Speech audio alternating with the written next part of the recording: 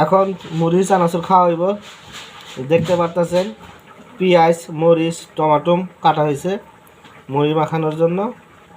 তো আমরা এখন মুড়ি মাখানো খাবো।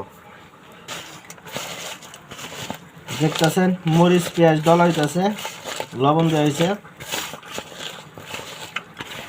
আজকে এখন মুড়ি চানাচুর খাবো সবাই। এখন চানাচুর দিয়ে হইব। চানাচুর দিতে আছে, দেখতে পাচ্ছেন।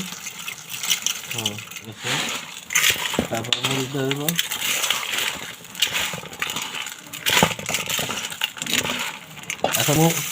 এখন মুড়ি ডালা হইতেছে, দেখতে পাচ্ছেন। আপনারা দেখতে থাকুন। এই মাত্র ডালের থেকে মুড়ি পড়ে গেল। এখন এই চানাচুর টমাটো মরিচ আর মুড়ি মাখামাখি হচ্ছে। তারপরে একটু পরে খাওয়া দাওয়া শুরু। খাওয়ার অংশগ্রহণ কে কে করবে? আমার মেয়ে রাইমা, আমার ছেলে ছিদান, আর আমি, আর আমার মা। তারপরে খাওয়া দাওয়া শুরু হবে। না, বেশি দিলে মজা লাগে না।